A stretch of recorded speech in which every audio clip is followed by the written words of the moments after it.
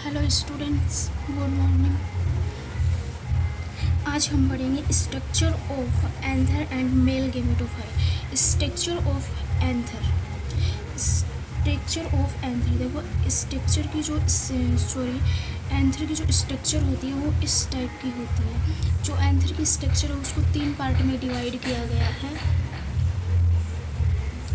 Anther, ये वाला जो एंथर है, और ये इसको क्या है, फिलामेंट, और ये इसका क्या होता है, कनेक्टिव। जब हम एक टाइपिकल एंथर की ट्रांसवर्स सेक्शन देखते हैं, उसकी अनुप्रस्थ काट देखते हैं, तो हमें ठीक इस प्रकार की दिखाई देते हैं, जिसमें क्या होते हैं, 4 चैम्बर होते हैं, परपोस्ट होते हैं। ये क्या है, chamber.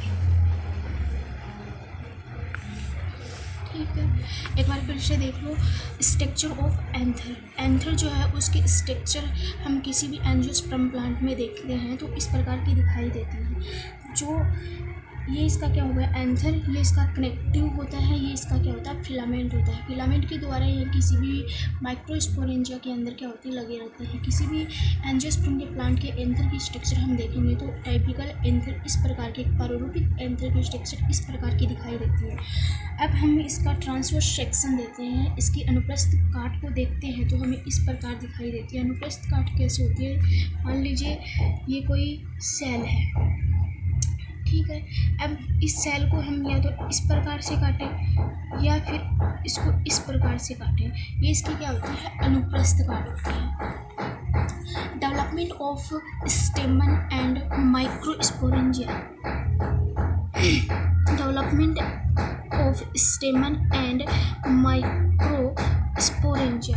Development of स्टेमन and microsporangia. जो स्टेमन है उनके सब जो है उसका डेवलपमेंट, और माइक्रोस्पोरेंजिया तो जो एंथर है उसकी जो एपिडर्मल सेल होती है, एपिडर्मल सेल की कुछ जो एपिडर्मल सेल जो होती हैं, एपिडर्मल सेल की कुछ सेल क्या होती है, साइज में बड़ी हो जाती हैं, और उनका जो साइटोप्लाज्म है वो डेनिस हो जाता है। जीवद्रव्य जो है उसका वो क्या हो जाता है, संघन हो जाता है।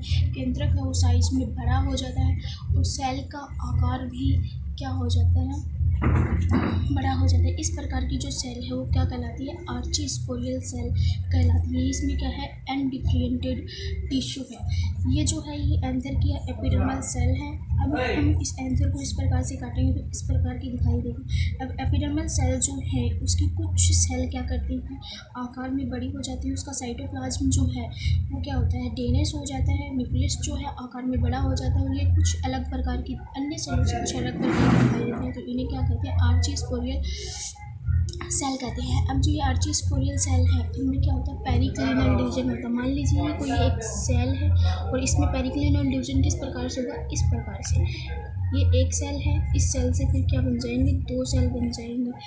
तो जो आर्चीस्पोरियल सेल है ये पेरिक्लिनल डिवीजन के द्वारा 2 सेल बनाती है। आउटर साइड तो प्राइमरी पार्टियल सेल और inner side primary sporogenous cell का फॉर्मेशन करती है। Outer side primary parietal cell और अंदर की तरफ क्या करती है, प्राइमरी स्पोरोजेनस सेल का फॉर्मेशन करती है। ठीक है, अब आगे जाकर जो प्राइमरी पार्टियल सेल है ये तो क्या करती हैं, जो माइक्रोस्पोरेंजिया है उसकी वॉल है, एंडोथीसियम है, उसके अंदर टेपिडम है, उसका फॉर्मेशन करती है। और जो प्राइमरी स्पोरोजेनस सेल है ये क्या करती है, डिवीजन के द्वारा आगे स्पोरोजेनस टिश्यू बनाती है, और स्पोरोजेनस टिश्यू को स्पोर मदर सेल का फॉर्मेशन करती है। फिर जो स्पोर मदर सेल है वो क्या करती है, म्यूसिस डिवीजन के द्वारा माइक्रोस्पोर का फॉर्मेशन करती है। इस प्रकार से हम डेवलपमेंट ऑफ स्टेमन एंड माइक्रोस्पोरेंजिया का फॉर्मेशन कर लेते हैं। एक बार फिर से हम डिवाइड करेंगे। देखिए जो अनडिफरेंटेड एंथर है उसकी जो एपिडर्मिस है, एपिडर्मिस के कुछ सेल अनडिफरेंटेड जो एंथर है उसकी जो एपिडर्मिस है उसके कुछ सेल क्या करती हैं, आकार में साइज में बड़ी हो जाती है। उनका साइटोप्लाज्म जो है वो क्या हो जाता है, डेनिस हो जाता है, लार्ज हो जाती है। न्यूक्लियस भी लार्ज हो जाता है और वेल डेवलप हो जाता है। ठीक है, अब उस सेल को हम क्या कहेंगे, आर्ची स्पोरियल सेल कहेंगे। अब आर्ची स्पोरियल सेल में क्या होता है, पेरिक्लिनल डिवीजन होता है। पेरिक्लिनल डिवीजन से क्या होता है, दो सेल बनते हैं, प्राइमरी पार्टियल सेल और प्राइमरी स्पोरोजिनस सेल। जो प्राइमरी पार्टियल सेल है पेरिक्लिनल डिवीजन के द्वारा दो सेल का फॉर्मेशन करती है, एंडोथीसियम और पार्टियल सेल। एंडोथीसियम जो है वो आगे कोई डिवीजन नहीं करती है, पार्टियल सेल फिर से डिवीजन करती है, एंटीक्लिनल डिवीजन या पेरिक्लिनल डिवीजन करती है। ठीक है, जो पार्टियल सेल है वो एंटीक्लिनल डिवीजन या पेरिक्लिनल डिवीजन करती है और डिवीजन के द्वारा दो लेयर का फॉर्मेशन करती है, मिडल लेयर और एपिडर्मल लेयर। ठीक है, जो प्राइमरी स्पोरोजेनस सेल है ये क्या करती है, आगे डिवीजन करती है और डिवीजन के पश्चात माइक्रोस्पोर मदर सेल का फॉर्मेशन करती है। अब जो माइक्रोस्पोर मदर सेल है म्यूसिस डिवीजन के द्वारा फोर माइक्रोस्पोर का फॉर्मेशन करती है, या इन्हें क्या कहा जाता है, पोलन ग्रेन कहा जाता है। Okay, thank you. Please my channel subscribe and share. Hello students, notes लिखना स्टार्ट कीजिए। हेडिंग डालिए, structure of anther and mail gametophyte. Next line से लिखिए, एंजियोस्पर्म फ्लोर में उपस्थित स्टेमन मेल रिप्रोडक्टिव स्ट्रक्चर अथवा लघु बीजाणुकरण को निरूपित करती है। प्रत्येक स्टेमन को तीन भागों में डिवाइड किया गया है। फर्स्ट है एंथर, फिलामेंट और कनेक्टिव। अब नेक्स्ट लाइन से लिखिए, माइक्रोस्पोरिया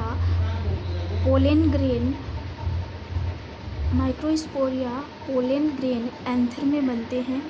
एक टाइपिकल एंथर में प्रायः दो पालियां या लोब होती हैं जो एक दूसरे से सोजी ऊतक के द्वारा कनेक्टिव टिश्यू के द्वारा जुड़ी होती हैं। एंथर की प्रत्येक पाली दो चैम्बर में विभाजित होती है जिन्हें पोलन सैक कहते हैं, जिन्हें क्या कहते हैं, परागधानी कहते हैं या माइक्रोस्पोरेंजियम कहते हैं।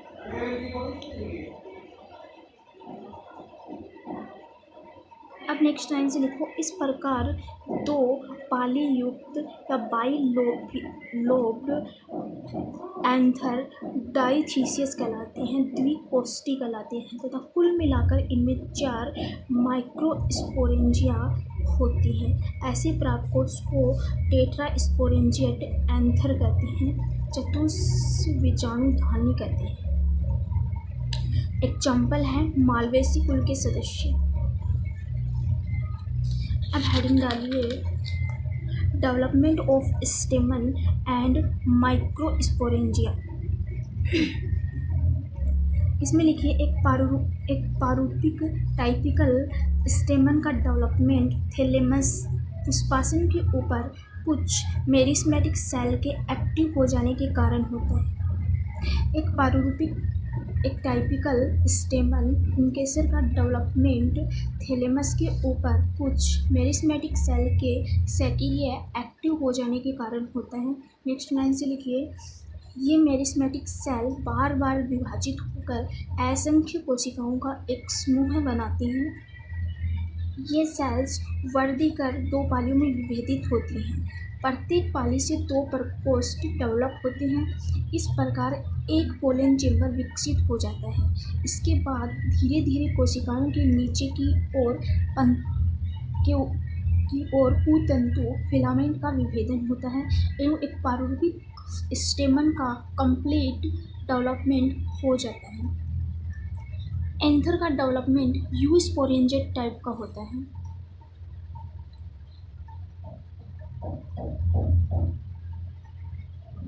अब माइक्रोस्पोरेंजियम क्या होता है, देखो इसमें हमें लिखना है, फ्लो चार्ट वो बना लेना जो मैंने अभी समझाया था, वो वाला फ्लो चार्ट बनाना है आपको। और इसमें लिखिए, एंथर की जो एंथर होता है उसकी जो एपिडर्मिस सेल है, इसमें लिखिए, एंथर की एपिडर्मिस की कुछ सेल आकार में लार्ज हो जाती हैं जिनका साइटोप्लाज्म, डेनेस, सेंगन, न्यूक्लियस बड़ा और सेल की शेप आकार साइज में बड़ी हो जाती है। इस सेल को आर्ची स्पोरियल सेल कहते हैं। आर्ची स्पोरियल सेल में पेरिक्लिनल ल्यूजन के द्वारा दो सेल का फॉर्मेशन होता है। फर्स्ट प्राइमरी पार्टियल सेल और second primary sporogenous cell. Primary parietal cell में पेरिक्लिनल ल्यूजन के द्वारा एंडोथीसियम और पार्टियल सेल बनती हैं। अब पार्टियल सेल जो है उसमें एंटीक्लिनल ल्यूजन या पेरिक्लिनल ल्यूजन के द्वारा मिडल लेयर और टेपिटम का फॉर्मेशन होता है, जबकि जो प्राइमरी स्पोरोजिनस सेल है उसमें ल्यूजन के द्वारा माइक्रोस्पोर मदर सेल का फॉर्मेशन होता है। माइक्रोस्पोर मदर सेल म्यूसिस ल्यूजन के द्वारा चार प्राक्तन या पोलन ग्रेन या माइक्रोस्पोरेंजिया का फॉर्मेशन करती है। Thank you. Please subscribe my channel, share. धन्यवाद।